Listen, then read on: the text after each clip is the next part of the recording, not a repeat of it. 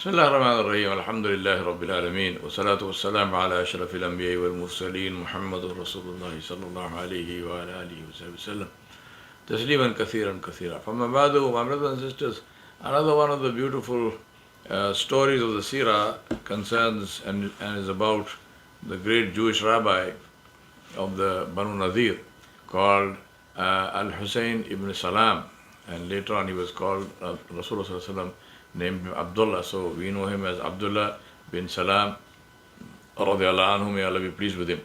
He was a Jewish rabbi in Yathrib, which is the name of Medina, before Rasulullah came there, and he was widely respected in the whole city, not just by the Jews but by everybody.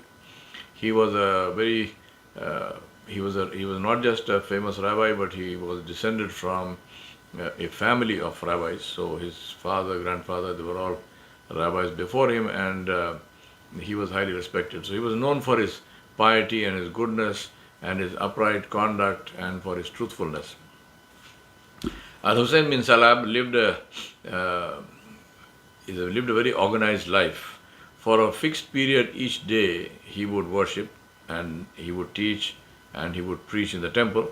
Then he would spend some time in his orchard looking after date palms, pruning, pollinating, watering, whatever needed to be done.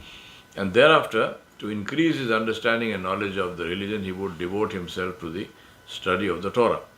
Now, in this study, it is said that he was particularly struck by some verses of the Torah which dealt with the coming of a prophet who would complete the message of previous prophets.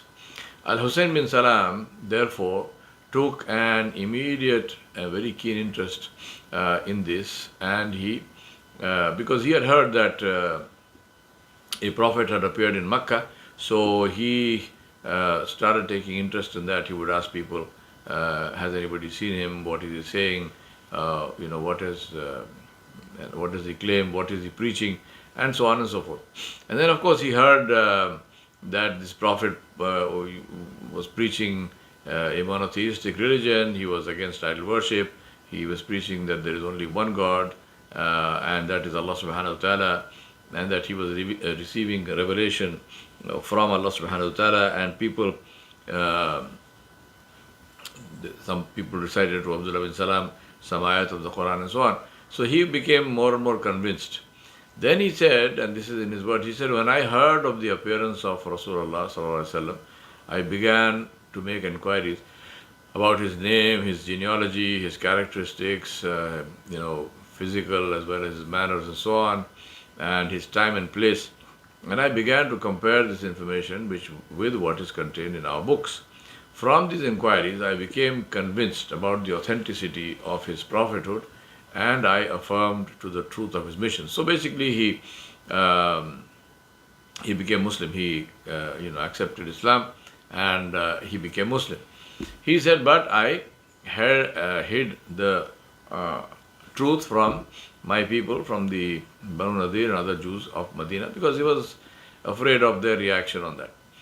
Then came the day when the Prophet Muhammad sallallahu alaihi wasallam left Makkah and he headed for Yathrib. When he reached Yathrib, he stopped at Quba, and a man came rushing into Yathrib, calling out to people and announcing the arrival of the Prophet Muhammad sallallahu alaihi wasallam. Abdullah bin Salam radiallahu anhu, he says, at that moment I was on top of a palm tree doing some work, and my aunt, his aunt's name was Khadija bint al-Harith, was sitting under the tree. So on hearing the news, when this man who came and he announced, so when Abdullah bin Salam or Al-Hussein bin Salam was on top of the tree, when he heard this news, he said, Allahu Akbar, Allahu Akbar. He says, my aunt heard this, and she said, and she criticized him. She said, may God frustrate you. By God, you had heard, if you had heard that Musa alayhi salam was coming, you would not have been more enthusiastic. And so Abdullah bin Salam says, my aunt really, wallahi, by Allah, the brother of Musa and who follows his religion, he is the brother of Musa, that is Muhammad ﷺ, was the brother of Musa, and he follows the religion which Musa was sent with. So this is this is our belief that all the messengers, all the Rasuls, all the Nabi Anbiya, they were brothers to one another. Rasulullah ﷺ said the same thing to Al-Addas, the gardener in the garden in Taif, where Rasulullah ﷺ took refuge, and Al-Addas said he was from the people of Nineveh, and Rasulullah ﷺ said that is the land of my brother Yunus. So Al-Addas said, Yunus, how is he your brother? Because he said, he is my brother because he was a prophet of Allah, and I am a prophet of Allah, and all prophets are brothers to one another. So the aunt Khadija bint Haris, she was silent for a while, and then she said, is he the prophet about whom you spoke to us and who you said would be sent to confirm the truth preached by previous prophets and to complete the message of our Rabb? And Al-Husayn bin Salam said, yes, it is the same person. So then he said, without any delay, I went to meet Rasulullah ﷺ. He said, when I reached Quba, I saw crowds of people at his door. I moved about in the crowds until I reached close to him, and I wanted to hear what he was saying. And he said the first words that I heard him say were, he said, O people, Afshu Salam. He said, spread peace. And then he said, feed the people, share your food, feed the people. And then he said, pray during the night while people sleep, and you will enter Jannah in peace. So he's giving people 3 pieces of advice. First time he's meeting them, 3 pieces of advice. Secret of success in this life and the akhirah: spread salam, feed people, meaning be generous, especially with food, but in many ways. And then pray during the night, which is tahajjud, where people normally sleep, and you will enter Jannah, you will enter paradise in peace. Abdullah bin Salam, Al-Husayn bin Salam, he said, I looked at him closely. Now, remember, Abdullah bin Salam was a great scholar, and among the things that he was famous for was an art which was there in those days, which today, for want of another word, you would call it face reading. So he would look at somebody's face and he would know a great deal about this person because of the signs that he would see in the person's face. So he said, I looked at him closely, I scrutinized him, and he said, I was convinced that his face was not the face of an impostor, was not the face of a liar. He said, I went closer to him and I made the declaration of faith. Immediately he went and he accepted Islam. He said, Ashhadu an la ilaha illallah wa ashhadu anna Muhammadan Rasulullah. He said, the Prophet ﷺ turned to me and he asked me, what is your name? And he said, Abdullah bin Salam, he said, my name is Al-Husayn bin Salam. Rasulullah ﷺ said, instead of that, from now your name is Abdullah bin Salam. Abdullah bin Salam. So he gave him a new name. And Abdullah bin Salam said, yes, I agree, Abdullah bin Salam, it shall be. By him, that is Allah subhanahu wa ta'ala, who has sent you with the truth, I do not wish to have another name from after this day. He said, I returned home and I introduced Islam to my wife, my children, and the rest of my household. They all accepted Islam, including my aunt Khadija, who was then an old lady.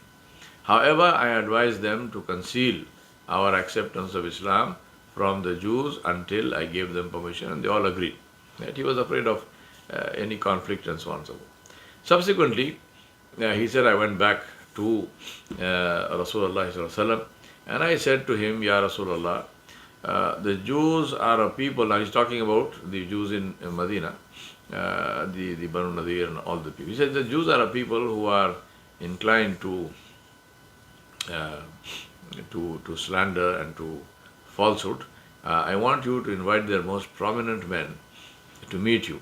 And during the meeting, you should keep me concealed in from them in one of the other rooms, and then ask them about my status among them uh, before they find out about my acceptance of Islam. Then invite them to Islam.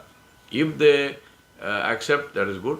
If not, he said, if they were to know because that I would become Muslim, they would denounce me and accuse me of everything base, and they would slander me.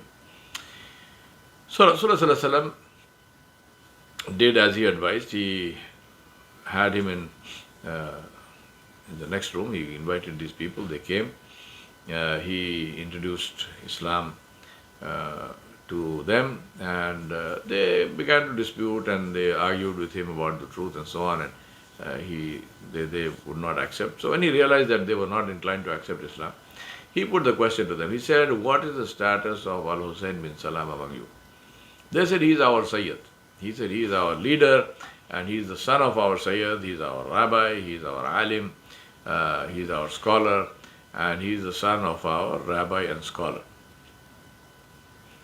Then Rasulullah said, if you came to know that he has accepted Islam, would you also accept Islam? They said, God forbid, he will never accept Islam. May God protect him from accepting Islam. So they were horrified. They said, this can never happen.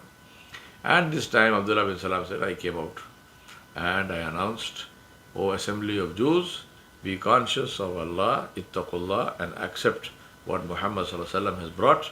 By God, you certainly know that he is a messenger of God, of Allah, and you can find prophecies about him and the mention of his name and characteristics in our Torah.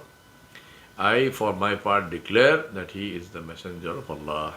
I have faith in him, and I believe that he is true, and I know him. He said there was pandemonium. They shouted, you are a liar, by God, you are evil and ignorant, you are the son of an evil and ignorant person, and they continue to abuse him and so on, and on him and his father and so on and so forth. And this is in Bukhari. Abdullah bin Salam, he came, think about this, he came, this is the mark of a true scholar. The mark of a true scholar is that he is in search, always in search of knowledge, and always in search of the truth. Right? He is not somebody who at any point in time says, well, okay, I know now, I don't have to accept anything, I'm at the ultimate end of knowledge. There's nothing more that I need to know. No scholar will say that. True scholarship produces humility. And Abdullah bin Salam radiallahu anhu was like this. So he had his heart and his soul was thirsty for knowledge. He was passionately devoted to the Quran, and he spent much time in reciting it and studying the Quran. He was very, very attached, deeply attached to Rasulullah ﷺ, and he spent a lot of time in the company of Rasulullah ﷺ. All these are marks of a true scholar. He is a true scholar. He has the desire to learn. He has the book of Allah. He has the messenger of Allah with him. And of course, he takes full advantage of these blessings. He spent a lot of time in the masjid, in nafil salawat, engaged in worship, in learning, in teaching. He was known for his beautiful way. He was a teacher, he was a scholar. So he brought all those skills now to Islam, and he was known for his beautiful way of teaching in the halaqat, the study circles of the Sahaba. To the extent that Abdullah bin Salam used to be called the person of Jannah. He used to call from one of the Ahlul Jannah, from a man from the people of Jannah. And that was because of his strong belief in Rasulullah ﷺ and his devotion to Allah subhanahu wa ta'ala's deen, and to his to the deen of Allah subhanahu wa ta'ala, and to the kalam of Allah subhanahu wa ta'ala. May Allah subhanahu wa ta'ala grant us the goodness to learn the deen, and to truly follow it in our lives. Now,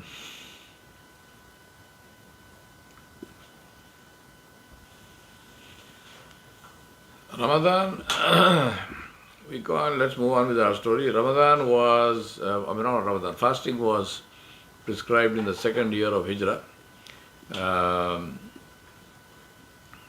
and where Allah subhanahu wa ta'ala revealed, Ya ayyuhalladhina amanu kutiba alaykumus siyamu kama kutiba ala alladhina min qablikum la'allakum tattaqun. O you who believed, decreed on you is fasting as it was decreed upon those before you, so that you may become muttaqun and righteous. It's very interesting to think about this, that Salah was five times Salah was prescribed in the 13th year of Hijrah. Fasting was prescribed in second year after going to Medina. Almost entire Quran which was revealed in Mecca was to do with the glory and majesty of Allah subhanahu wa ta'ala. So the purpose was to fill the hearts of the Muslims with the glory and majesty and nur of Allah subhanahu wa ta'ala, so that they became firm in their faith. And then Allah subhanahu wa ta'ala prescribed rules and regulations of life. And that is why those rules and regulations of life were accepted so readily, and they were followed so faithfully and consistently, because people knew from where they were coming, right? For people, today we feel various things are non-negotiable, are inevitable, are absolutely essential. For the Muslims, for the Sahaba, the deen was essential, not the things of the dunya. It's a question of where do you approach it from. If you approach it from one side, you end up with one situation, obviously. Whereas if you approach it from another side, the whole picture changes. I mean, just think about it. If you're walking down a road, it's the same road, right? The same road. You're looking down that road in one direction. You see a different picture. You see a particular picture. You see how it appears. Whatever is on the road. You turn around and look behind. It's a different picture. The same road. Now this is how the Muslims approached the Sahaba of Rasulullah. This is how they approached life, by looking at it through the lens of the obedience of Allah subhanahu wa ta'ala. We change that and we look at the obedience of Allah subhanahu wa ta'ala through the lens of the dunya. See, that the issue was with the Sahaba, Ridwanullahi alayhim ajma'in. We're talking about the way in which we have changed the whole system, and then we complain about the results. The thing I want to explain to you is that Allah subhanahu wa ta'ala created this world, and He created the system, and He created this with some rules. Now these rules apply across the board, no matter who you are and what you are, and these are like the rules of physics. Rules of physics are also rules created by Allah subhanahu wa ta'ala, and just like they apply across the board. Anyone, Muslim, non-Muslim, whatever, if he or she follows that rule, then they get a certain result. If they don't follow that rule, they get a different result. The law of gravity is where it attracts any free-falling object towards the earth at an acceleration of 32 feet per second. If you are in that situation, if you are free-falling, then you are under the effect of gravity. Now, if you do not want that effect of gravity to reach to its natural conclusion, which means that you don't want to meet the earth traveling towards it at that acceleration, then you have to do something to counter that, which is a parachute, right? So you wear a parachute which counters the force of gravity, so you land on the earth safely. Otherwise, you will smash yourself to death. The same rule applies to success and failure. Allah subhanahu wa ta'ala made the rule. And the rule that Allah subhanahu wa ta'ala made was, Allah subhanahu wa ta'ala gave us a lens through which to look at the dunya. So look at the dunya through this lens and you will see a picture. And that picture is the picture of truth, the picture of reality. Look at the dunya through another lens, the opposite of that, It gives you a different picture, and that picture is a picture of deception.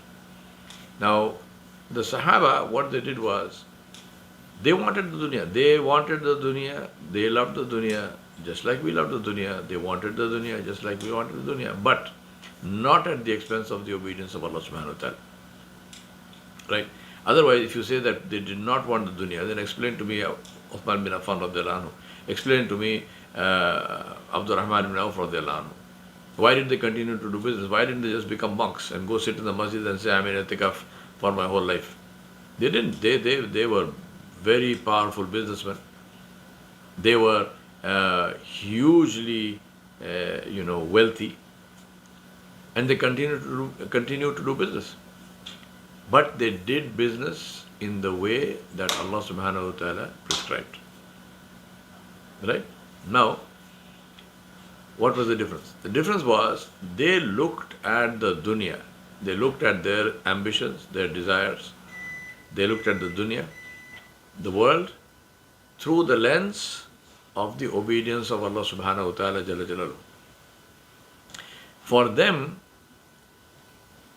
the view that they could see through this lens of the obedience of Allah subhanahu wa ta'ala jalla jalaluhu, that was the real view. And in fact, this is true. So for them, the non-negotiable thing, the thing that there was no, that they did not consider to be something which was, which they could ignore, the thing for which they had no alternative, and they didn't even want an alternative, right? That's the key. The thing to understand is they were not obeying Allah subhanahu wa ta'ala as if it was a great burden. They were obeying Allah subhanahu wa ta'ala out of love for Allah subhanahu wa ta'ala. So for them, the thing that had no alternative and that was non-negotiable was the obedience of Allah. Everything else in the world was negotiable. Now when they looked at the dunya in this way, and they made Allah subhanahu wa ta'ala and obedience to Allah subhanahu wa ta'ala supreme in their lives, Allah subhanahu wa ta'ala gave them the dunya. Allah gave them more dunya than we can ever imagine. Right? Our desires are really, if you look at our desires are miserable. Our desires are not even worth thinking about. Our desires are purely personal. I want to build my own house. I want to build a house. What kind of house? Are you looking at the palace of Alhambra? No. Even our desire in the dunya is so miserable. Some wooden structure in this country, most of it is wood. One spark and it goes up in bonfire. This is our desire. I want to have this car. Buy the car. Our desire is not to build the car. Our desire is not to create this absolutely fabulous automobile which runs on love alone. No. Our desire is to buy a car. So you buy a car and make somebody else wealthier. These are our desires. I want to marry a beautiful woman or this handsome man, and then most Muslim men, they want to marry, they never do it, but they always talk about, second wife, third wife, fourth wife. Absolute garbage. This is the extent of our desires. How many, I spend my whole life talking to people, right? This is my work. I counsel people, I talk to people, halakha, this, that. I've never heard somebody say, I want to create an economic system that truly revolutionizes this world. I want to create a system of government. I'm not a king, but if I ever become the president or prime minister or king of a country, then I want to create a system of government which will have this absolutely fantastic society which is free from all pain and suffering. I've never heard somebody say something like this. I've never heard somebody say that I want to build this automobile, this car, which is, as I said, runs on love alone or sunshine or something. Zero emissions. Ajib. Maybe I'm in the wrong circles. Maybe you are with people who constantly talk about these great inventions and so on. You only hear about consuming. What kind of ambitions are these? The Sahaba, didn't have all this. They said, we obey Allah. And there's no alternative to that. So Allah gave them the dunya. Allah gave them the whole world. He created, He gave them, they had, and the generations after them, they had an empire which was 5 times the size of the empire of Alexander the so-called Great. 5 times in area. At the end of the Banu Umayyah, when the Banu Abbas came, they inherited an empire which was 5 times in size, 3 times the size of the Roman Empire at its peak, 5 times the size of the empire of Alexander the so-called Great. How did it happen? And then, I don't have the time here to go into all the the economics and whatnot of it. They did that without enslaving people. They did that without mass slaughter of people. When Julius Caesar conquered Gaul, Gaul had a population of 300,000. Julius Caesar, 300,000. Julius Caesar slaughtered 100,000 in one day in the war, and he said this is a good day. So 1/3 of the population he slaughtered. Another 1/3 of the population he enslaved. He took them as slaves and carted them off to Rome. And 1/3 were just scattered all over Gaul. He completely destroyed the whole state of Gaul. The whole, those days there were no states and countries and no national bodies. Gaul is present-day France, most of it. The Muslims did not do any of this. The Muslims did not mass enslave people. The Muslims did not mass slaughter people. Yet they had an empire of, 5 times the size of the empire of Alexander and 3 times the size of the empire of Julius Caesar and the Romans. All this because of the lens through which they looked at the dunya. We, on the other hand, we have turned it upside down. We look at the obedience of Allah subhanahu wa ta'ala through the lens of our desires.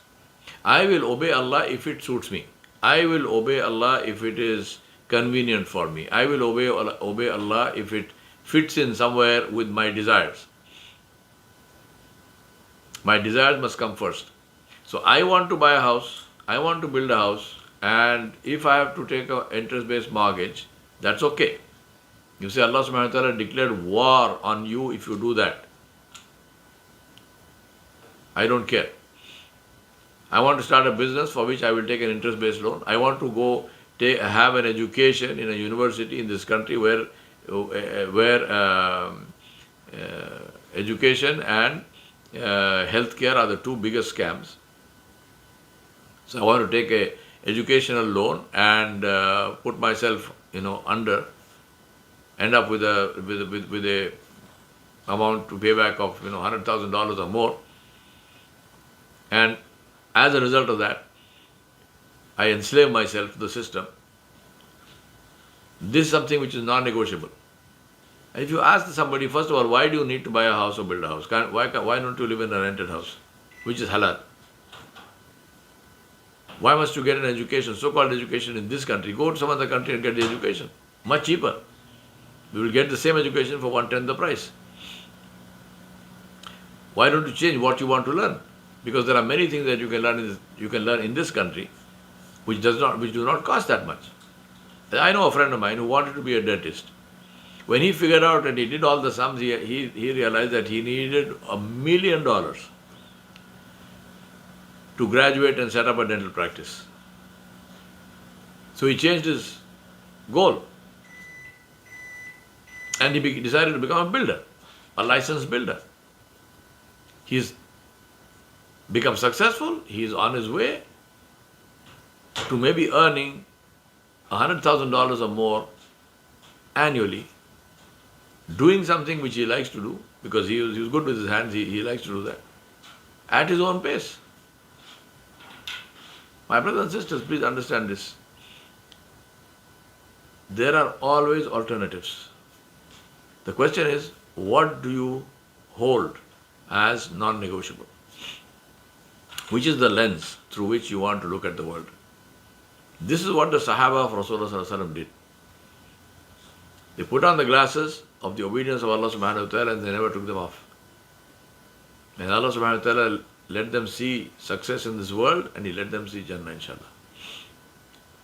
We ask Allah subhanahu wa ta'ala Jalla Jalaluhu to be pleased with us and never to be displeased. وصلى الله على نبي الكريم وآله وصحبه أجمعين برحمتك يا أرحم الراحمين.